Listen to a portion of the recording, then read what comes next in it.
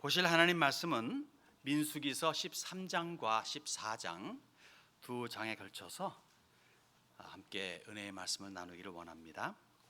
자, 13장 1절에서 3절까지만 일단 봉독해 올리겠습니다.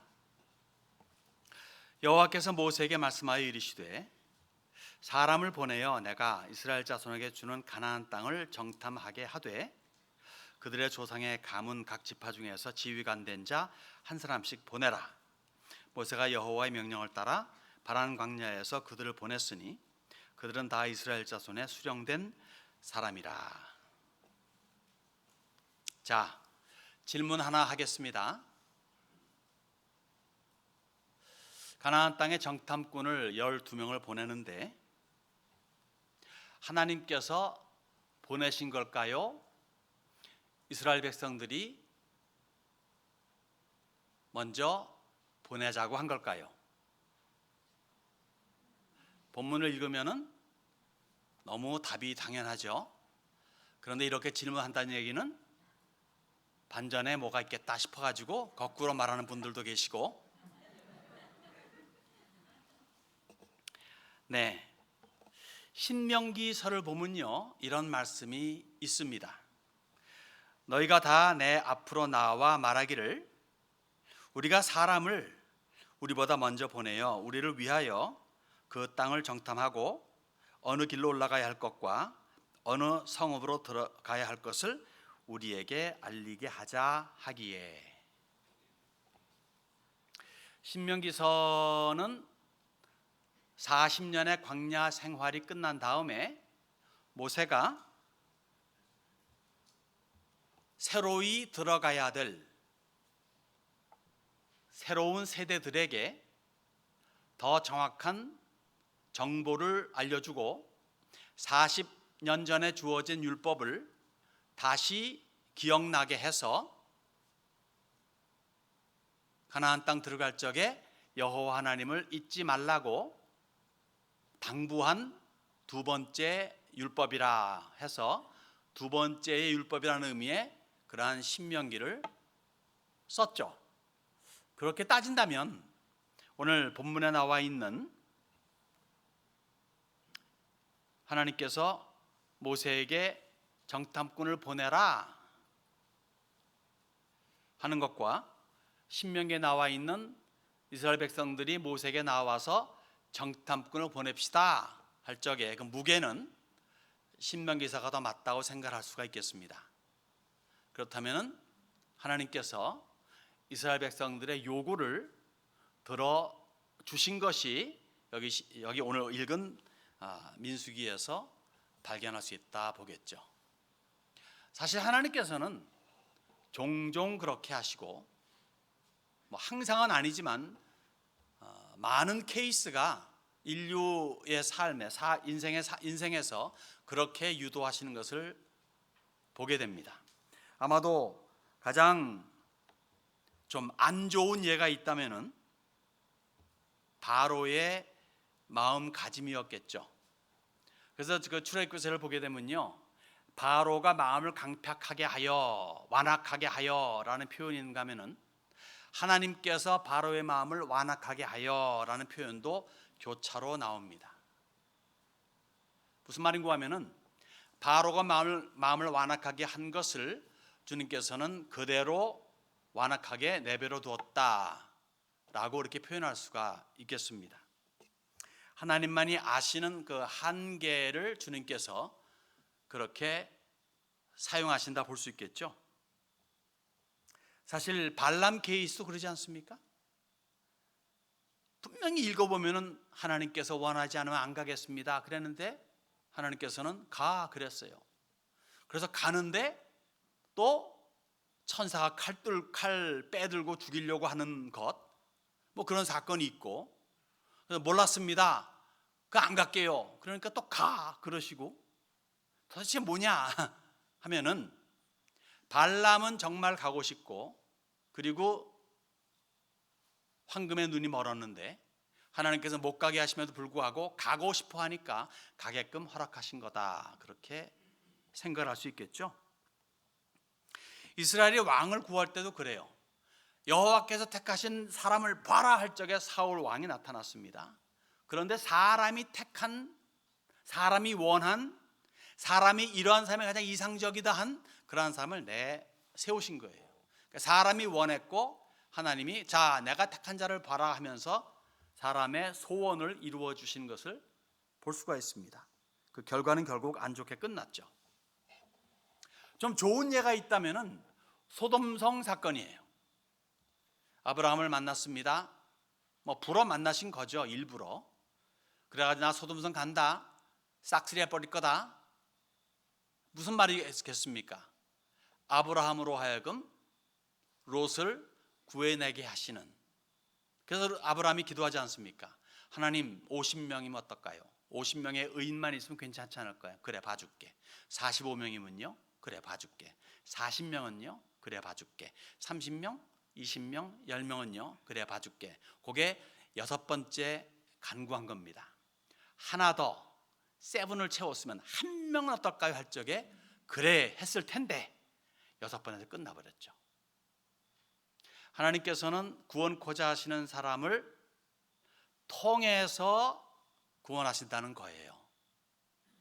사람이 스스로 생각해가지고 창출해낼 수 있는 것은 없고 하나님께서 섭리 가운데 인도하신다는 거죠. 하라라고 하나님 명령하실 적에 그냥 아멘 하고 하면은 형통입니다.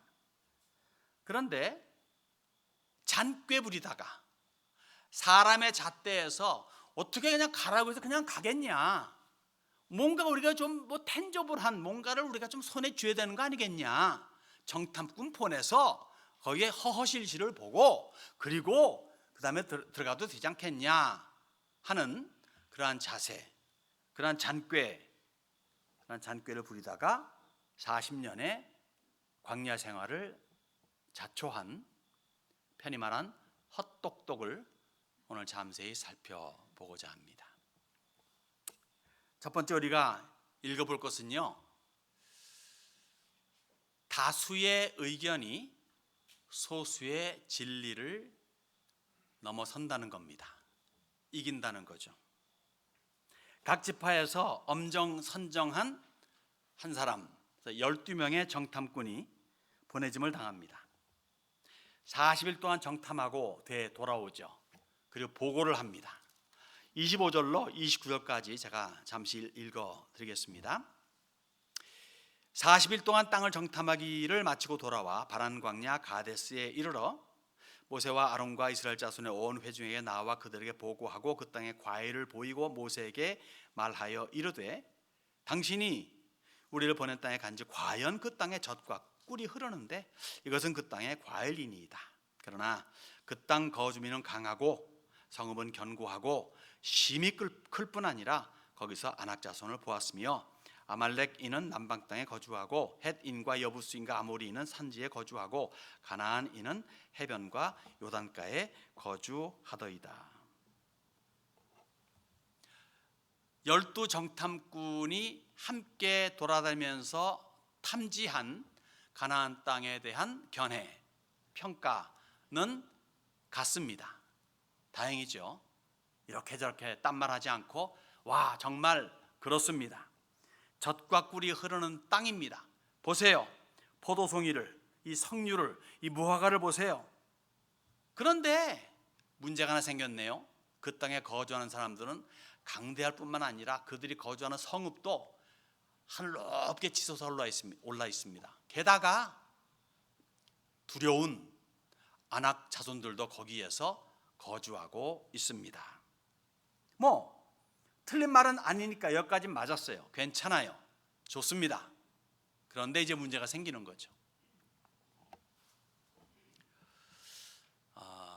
밑에서 위로 물이 올라가지 않듯이 큰 대륙에서 섬으로 이렇게 문명이 가는 게 원칙이죠. 미개했죠. 그래서 옛적에 우리 조상들이 거기에 많은 그 문화를 알려주고 그리고 필요한 것들도 공급해주고 그렇게 해서 깨게 됩니다. 그러던 어느 날 상태를 보니까 이상한 놈 하나가 전국을 통일합니다. 이른바 도요토미 히데요시입니다. 그리고는 좀 수상해요. 그래서 우리의 그 유명한 율곡 선생께서 10만 병사 양병설을 외쳐댑니다. 이거 일본이 좀 수상하다. 우리 대비해야 된다. 이미 왜구가 남해안을 들끓고 그리고 약탈하고 하는 못된 짓을 하고 있으니까 이렇게 가다가는 안 되겠다. 국방을 튼튼히 하자. 그렇게 해서 외쳐댔는데 그 당시에 우리나라의 조선의 조정은 어땠습니까? 동인과 서인으로 나뉘어져 가지고 치열한 싸움을 하고 있었죠. 결국은 10만 양병설은 무산되고 맙니다. 그리고 8년 후에 임진왜란이 닥쳐듭니다. 임진왜란이 있기 1년 전에 좀 상태가 점점 더 악화되고 수상해지니까 조선 조정에서 두 사람의 대표를 보냅니다. 사신을 보냅니다. 동인의 대표인 김성일, 서인의 대표인 황윤길 보냅니다. 그래 간파하고 옵니다. 의견은 같은데 먼저 서인 황윤길이 이거 이러다가는 큰일 나겠습니다. 정말 우리가 국방을 강화해야 되겠습니다 라고 말을 하죠. 그러니까 반대파에 있는 동인이 같은 걸 봤음에도 불구하고 뭐가 좀 이렇게 좀 기분이 나빠서인지 반대로 이야기합니다. 그 당시에 나라를 쥐락펴락하고 있는 파가 있다면은 동인이었죠. 그래서 동인의 이야기를 받아들이게 됩니다. 그래서 아무런 방비를 안 합니다. 태평성대를 지난 200년간 지내왔는데 무슨 전쟁이 일어나겠냐. 그리고 섬나라 미개한 놈들이 무슨 우리 상국을 침략해 오겠냐라고 안심하고 있었죠. 1년 후에 임진왜란이 터집니다. 6년 그리고 7개월에 걸친 임진왜란과 정류재란을 통해서 우리나라의 애꿎은 백성들 100만 명이 죽임을 당하고 온 전국이 초토화되는 비극을 접하게 되죠. 올바른 평가를 무시한 조선의 비극이라 볼 수 있겠습니다. 그런 면에서 이스라엘이 본 그 12정탐꾼이 본 평가 혹 견해는 올바르고 좋았습니다. 그런데 그 다음이 문제예요. 다시 말해 조선시대 때 다른 잘못된 그 의견에 귀를 기울였듯이 역시 이스라엘도 다수의 소리에 귀를 기울입니다. 다시 말해 하나님을 무시한 처사가 된 거예요. 그 결과가 뭐죠? 40년의 광야 생활입니다. 여러분 이스라엘은요 우리의 조국인 조선과는 다른 나라예요. 언약 백성이에요. 하나님이 친히 택하신 약속의 민족입니다. 현실을 뛰어넘어야만 하는 믿음을 소유한 선민입니다. 달라요. 그런데 현재 세상에 속한 소리를 하는 자들의 수가 다수라고 해가지고 그 말에 현혹되는 이스라엘을 지금 봅니다. 편히 말해서 10대 2죠. 제가 30절에서 33절까지 보겠습니다.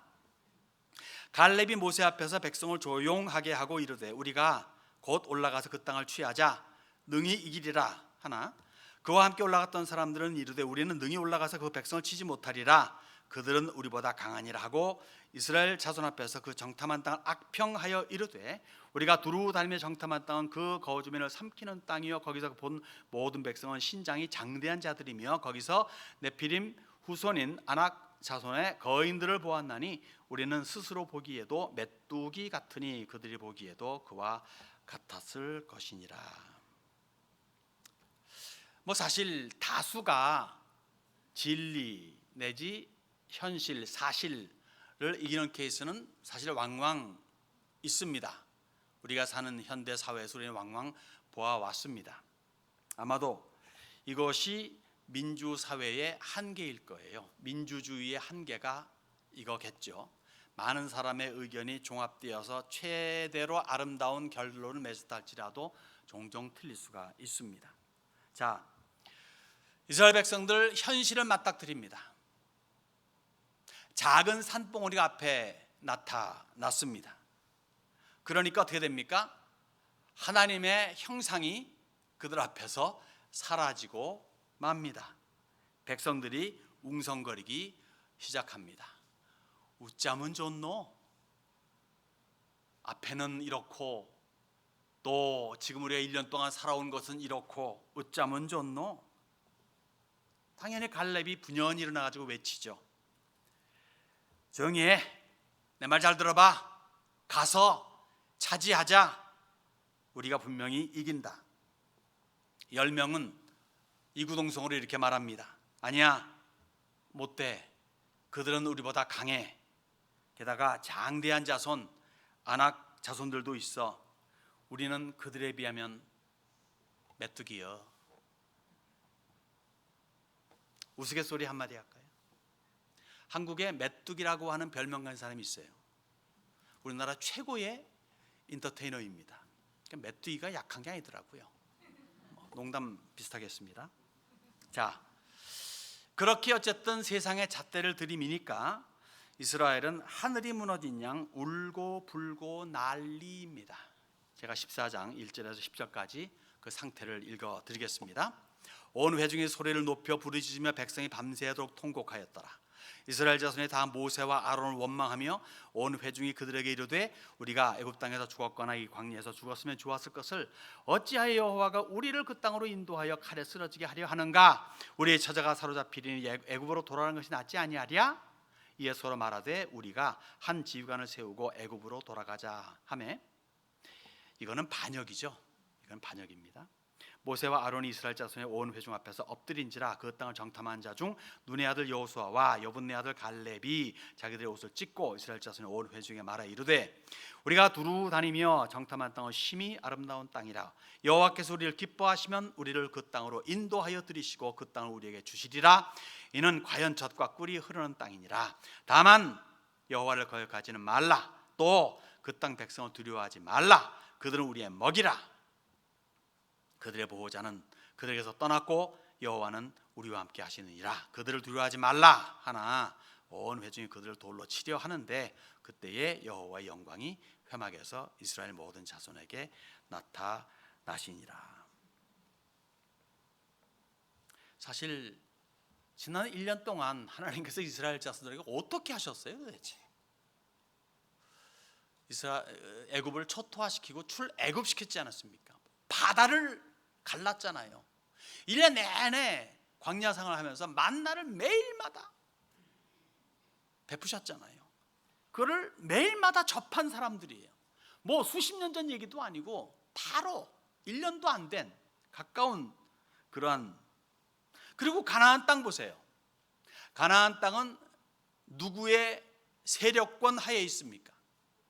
가나안 땅은 애굽의 세력권 하에 있어요. 그러면은 누가 더 강해요? 애굽이 더 강하죠. 근데 애굽을 그렇게 박살내고 나왔는데, 물론 자기네들의 힘은 아니죠. 하나님의 능력으로 나왔으면 가나안 땅도 마찬가지 아니겠는가? 당연한 논리 아니겠습니까? 이 논리가 통하지 않는 겁니다. 그 능력의 하나님을 아직도 신뢰하지 못하는 이스라엘의 현실입니다. 드디어 이스라엘이 망령된 말을 드디어 내뱉습니다. 애굽으로 돌아가자. 여호수아와 갈렙이 옷을 찢으며 이야기합니다. 그러지 마라. 그 땅은 여호와께서 우리에게 주신 아름다운 땅이야. 그들은 우리의 밥이야. 겉으로 보기엔 그들이 강해 보이는지 몰라도 그들의 신은 이미 떠났어. 우리의 신, 우리의 하나님 우리와 함께 있어. 이기는 건 우리 거야. 당연히 우리가 이길 수밖에 없어. 그렇게 함에도 불구하고 이스라엘은 다수의 소리에 귀를 기울이고 이 두 사람을 돌로 쳐서 죽이려고 합니다. 막판까지 온 거죠. 그러니까 하나님께서 개입하지 않을 수가 없습니다. 너희끼리 잘해봐. 기회를 주시는데 그것이 이제 한도를 넘어가니까 주님이 이제 직접 개입하십니다. 이스라엘의 속에 이 불신이라고 하는 것이 뼛속 깊숙이 스며들어 있고 이것을 빼낼 스스로의 재간이 없게 됐기 때문이죠. 하나님께서 직접 개입하십니다. 제가 11절에서 19절을 읽겠습니다. 여호와께서 모세에게 이르시되 이 백성이 어느 때까지 나를 멸시하겠느냐? 내가 그들 중에 많은 이적을 행하였으나 어느 때까지 나를 믿지 않겠느냐? 내가 전염병으로 그들을 쳐서 멸하고 내게 그들보다 크고 강한 나라를 이루게 하리라. 모세가 여호와께 여짜오되 애굽인 중에서 주의 능력으로 이 백성을 인도하여 내셨거늘 그리하시면 그들이 듣고 이 땅 거주민에게 전하리이다.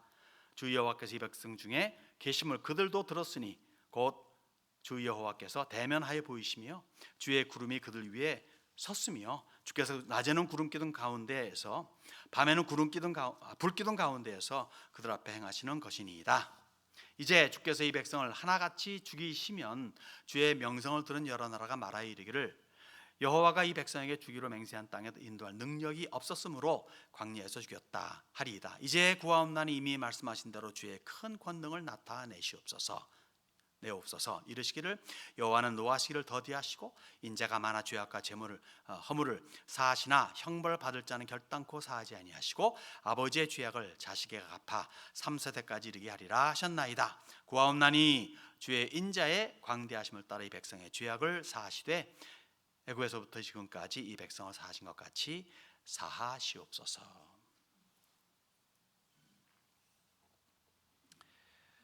또 한 번 하나님께서는 모세에게 또 한 번입니다. 여러 번 이미 그 이전에 몇 번 말씀하시고 지금 또 한 번, 다음 주에도 또 한 번 그렇게 말씀하시는 게 있어요. 뭐냐면요, 모세야, 자, 나 이제 더 이상은 못 참겠다.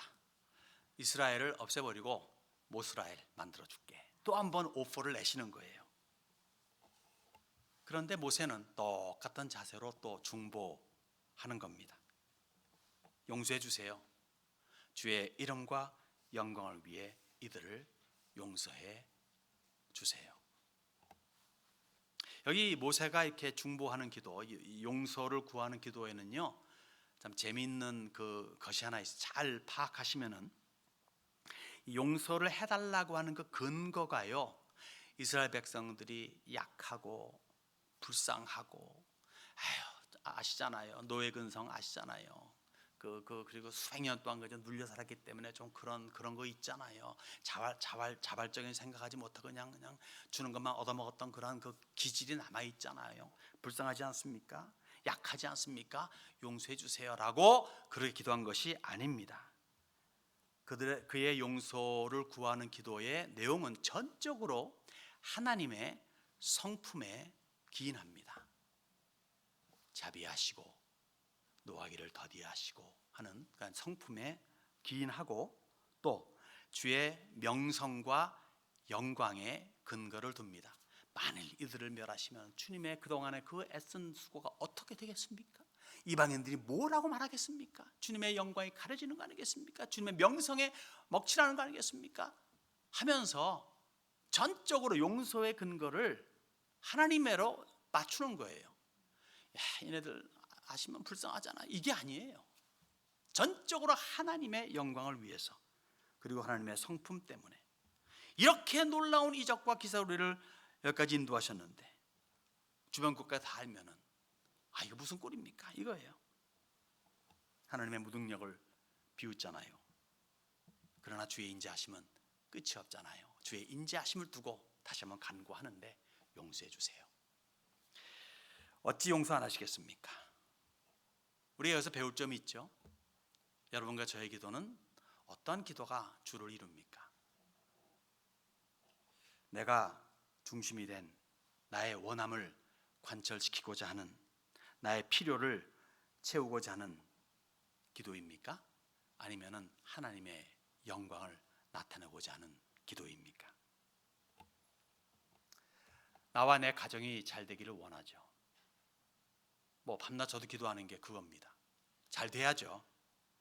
행복하기 원합니다. 형통하기 원합니다. 또 사람 관계도 좋기를 원합니다. 하루 이틀 나이가 점점 들어가면 들어갈수록 주변에 알던 사람이 하나하나 사라져 갑니다. 그러니까 한 사람 한 사람이 더 귀해요. 점점 없어지니까, 있는 사람 없어지는 게 아까우니까 사람과 척지고자 하는 마음을 더욱더 안 가지게 되죠. 좋은 관계를 맺기를 원합니다. 아마 누구나 원하는 걸 거예요. 그런데 거기에 왜를 붙여보세요. 왜 잘 돼야 되지? 왜 행복해야 되지? 왜 형통해야 되지? 왜 남들과의 관계가 그렇게 원만하게 좋아야 되지? 왜? 라고 하는 질문에 그래야 내가 편하잖아 라고 하면 답은 정답이 아닙니다. 물론 하나님 우리가 잘 되기를 원하시죠. 그것이 답이 되어서는 안 된다는 거예요. 그렇게 함으로 말미암아 뭐다? 하나님께서 영광을 받으시는가? 내가 너와의 관계를 잘 함으로 말미암아 그래서 하나님께서 기뻐 받으시는, 하나님 기뻐하시는 게 영광을 나타내는 거거든요. 내가 잘 되는 것이 그냥 나만 잘 되는 것이 아니라, 나에서 끝나는 게 아니라 이것을 통해 가지고 하나님께 영광을 올리기를 원하는가? 거기까지 미쳐져야 답이 100%가 100점이 된다는 거죠. 우리가 사도행전에서 바울 사도가 외친 거 아닙니까? 숨쉬고 기동하고 움직이고 심지어 존재하는 이유가 그분 때문이다 라고 합니다. 그분 때문에 우리는 존재를 하는 것이고 숨쉬고 기동한다라고 하죠. 그분이 누구입니까? 여호와 하나님이시고 바울 사도는 외칩니다. 그분이 곧 예수 그리스도이심을. 모세를 본받아야 되겠습니다. 철저하게 하나님 영광 위주의 기도, 그 삶을 본받으며 그 기도에 힘쓰는 우리가 되어야 될 줄로 믿습니다. 마지막 볼 사항은요, 용서 그리고 대가입니다. 사실 모세의 이러한 기도는 하나님 마음을 다시 한번 움직이죠. 움직였다기보다는 하나님이 원하시는 기도를 한 거죠. 모세가 기꺼이 용서하십니다. 그런데 대가는 치러야 함을 보여줘요. 20절에서 23절을 제가 읽겠습니다. 여호와께서 이르시되 내가 내 말대로 사하노라. 그러나 진실로 내가 살아있는 것과 여호와의 영광이 온 세계에 충만할 것을 두고 맹세하노니 내 영광과 애국과 광야에 생한 내 이적을 보고서도 이같이 10번이나 나를 시험하고 내 목소리를 청종하지 아니한 그 사람들은 내가 그들의 조상들에게 맹세한 땅을 결단코 보지 못할 것이요 또 나를 멸시하는 사람은 한 사람도 그것을 보지 못하리라. 대가가 좀 혹독하죠. 가나안 땅으로 가려고 지금 애굽을 나왔는데, 그래서 1년을 지금 가나안 땅에 광야에 있었는데 결국 이들은 보지 못하고 광야에서 죽는다는 거예요. 여호수아와 갈렙을 제외하고 20세 이상으로 원망한 자 전부가 광야에서 죽음을 맞이한다고 29절로 30절이 그렇게 예언합니다. 자, 읽겠습니다. 너희 시체가 이 광야에 엎드러질 것이요 너희 중에서 20세 이상으로서 계수된 자 곧 나를 원망한 자 전부가 여분네 아들 갈렙과 눈의 아들 여호수아 외에는 내가 맹세하여 너에게 살게 하리라 한 땅에 결단코 들어가지 못하리라. 그리고 40년의 광야 생활입니다. 34절에 너희는 그 땅을 정탐한 날 수인 40일의 하루를 1년으로 쳐서 그 40년간 너희의 죄악을 담당할지니 너희는 그제서야 내가 싫어하면 어떻게 되는지를 알리라 하셨다 하라. 순종했다면 광야 생활이 있다 없다? 없습니다. 광야 생활이 좋다 나쁘다? 안 좋습니다. 객지 생활이 좋다 나쁘다? 안 좋습니다.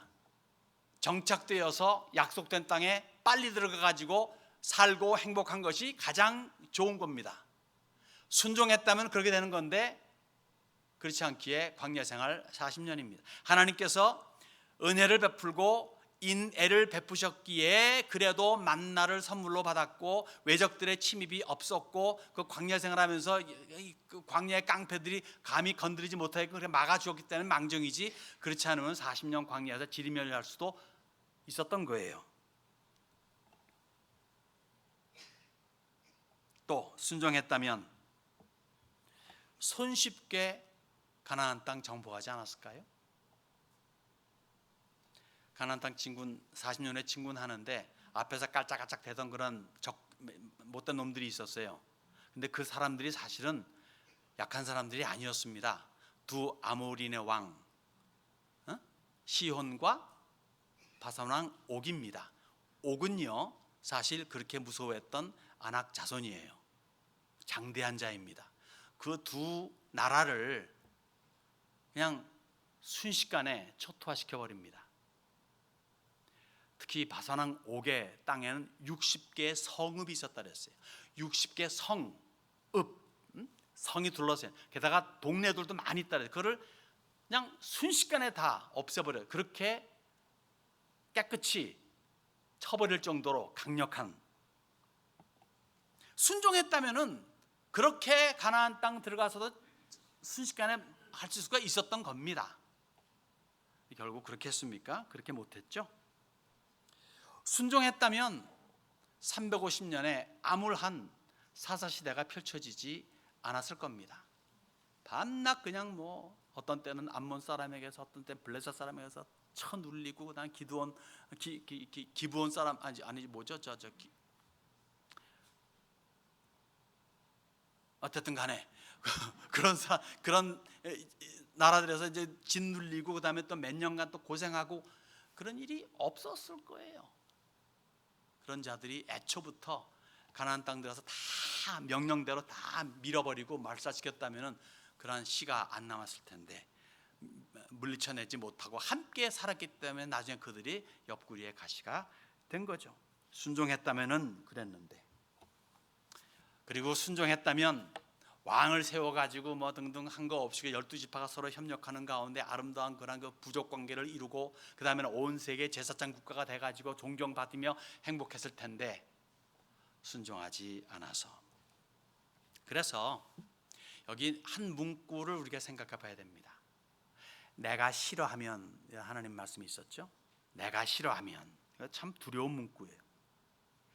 여러분, 나 예수 싫어, 나 하나님 싫어, 예수를 믿느니 내 주먹을 믿겠어.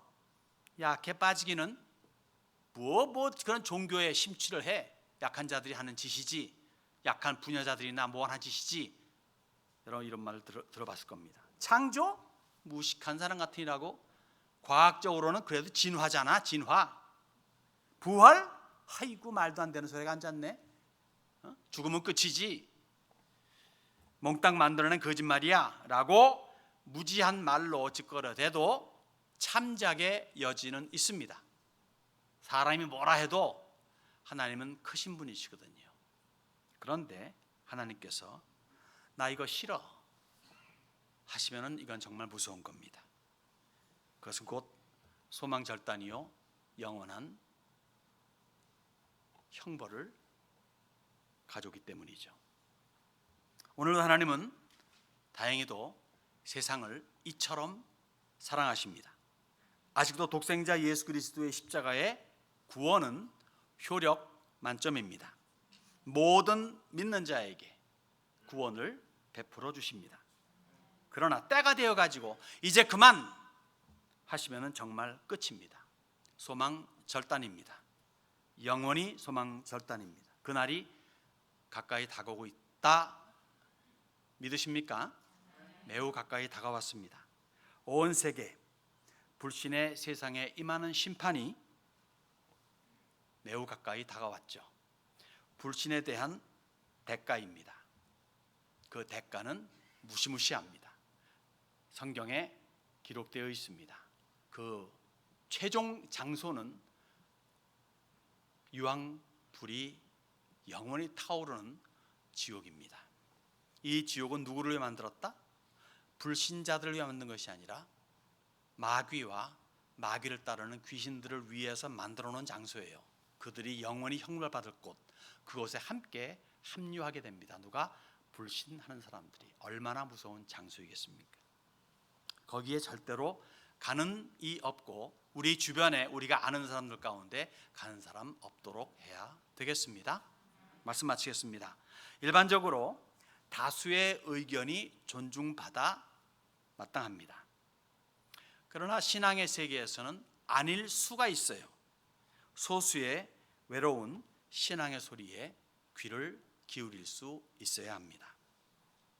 인생이 항상 순탄하진 않아요. 왜 순탄하지 않느냐? 많은 케이스는 불순종 때문입니다. 불신하기 때문에 그렇습니다. 설령 그래서 순탄하지 않은 삶을 살아간다 할지라도 용서를 구하면 용서해 주세요. 언제든지 용서를 구하면 용서해 주세요. 그러나 그 용서에는 대가가 있을 수 있음을 항상 상기해야 합니다. 내용에 따라 다르지만은 그 대가가 있을 때 겸허히 받아들일 수가 있어야 되는 거죠. 다만 그 대가를 치르고 싶지 않다면 방법은 있어요. 용서를 구할 짓은 저지르지 않아야 되겠죠. 안 할 수 없다면 최대한 안 하고자 애를 써야 되겠죠.